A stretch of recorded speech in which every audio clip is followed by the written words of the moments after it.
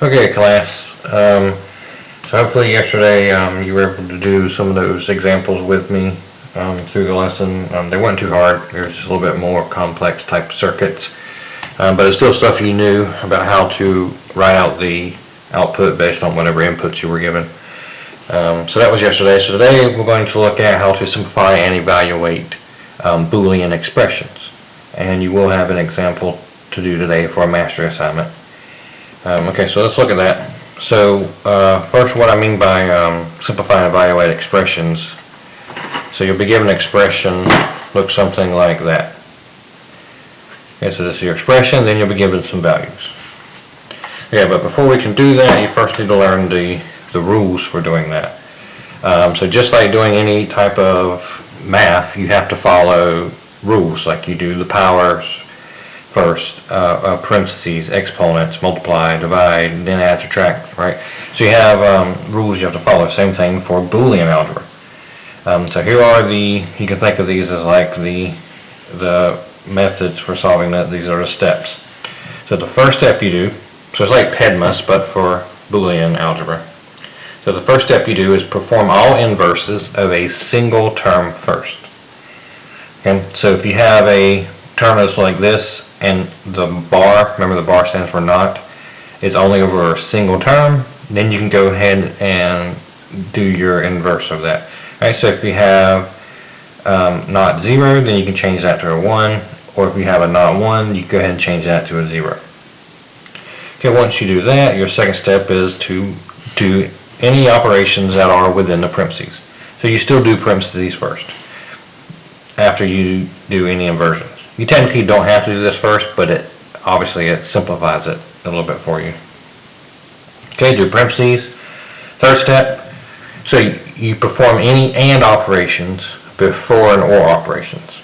Okay, obviously unless it was in a parentheses. That's the only time you would do an or before an and. Okay, so it's just like how you do multiplication, division before addition, subtraction. Same here, you do an and, because remember and is symbolized by multiplication symbols, and or is symbolized by a plus symbol. So it kind of makes it easy to know which one to do first, because you do the multiplication before you do addition. Okay, so do and operations before or.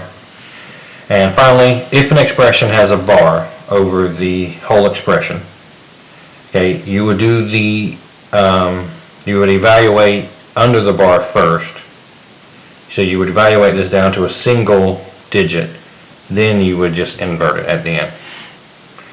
Okay, hopefully that made sense.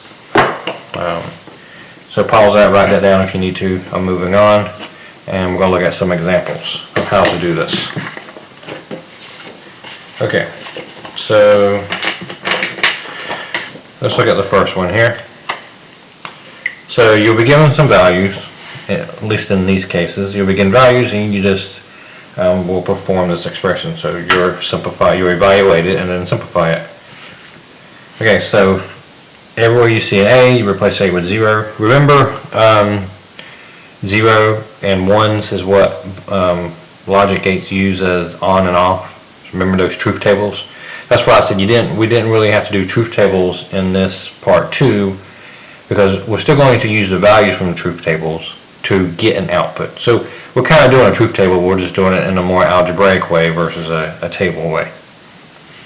Okay, so let's go ahead and evaluate this. So I have not 0, and then 1 multiplied by 1, and then parentheses, not 0 or 1. Okay, so that's what I have there. So now I just start simplifying it. So remember, the first thing you do is any single terms that has a not over it, you can change those. So not 0 is a 1.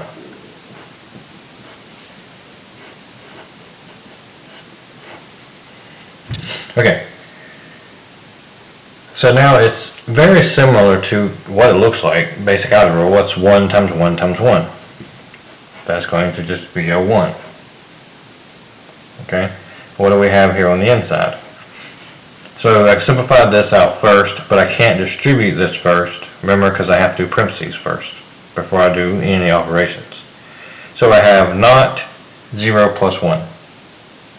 Okay, so what is 0 plus 1? Remember, if you have a bar over a whole expression, you do what's under the bar first. So I have 0 plus 1, which is just 1. So I have not 1.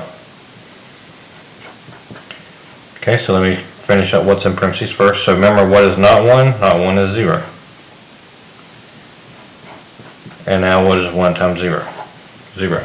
So with this given Boolean logic gate, and given these inputs, so A is off, B is on, C is on, and D is on, the output is going to be off.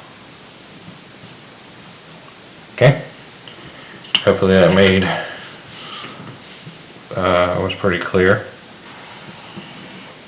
Alright, now let's look at this one. A little more complicated. Here's all our values. First thing I'm going to do is just replace these values. So I have 1, 4, 0, 4, 0, times 1, oh that's not, times 1. Okay, do what's in parentheses first, so I have the brackets, and within the brackets I have another set of parentheses. So I'm going to do this first. Then I'm going to do what's under this big bar, and then I will do what's in the brackets, and then I can do the last step.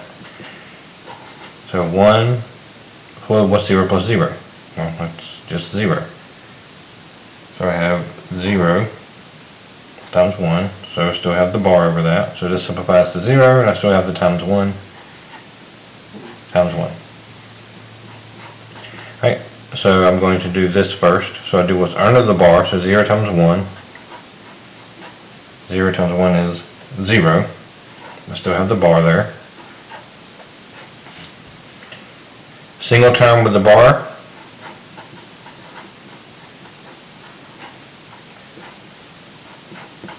So what do I do here? So this is where you gotta be careful. This is not normal math. This is not 1 plus 1 is 2. Okay, it can only be a 0 or a 1. If I have 1 or 1, then I have a 1. So yes, in Boolean algebra, 1 plus 1 is 1. Okay, and then I have the times 1. And 1 times 1 is 1. So based on this Boolean logic gate and these inputs, the output will be on. Okay, hopefully that made sense. Here is your assignment. So you have these two, and all values are going to be equal to 1. So that applies for both of these. So just replace them A, B, C, D, and then A, B, C, D here. Just replace them all with 1 and tell me what the outputs will be. Okay, if you have any questions from those examples I did, if anything wasn't clear, just message me on Teams before you try to do these. Alright, thanks guys. Have a good day.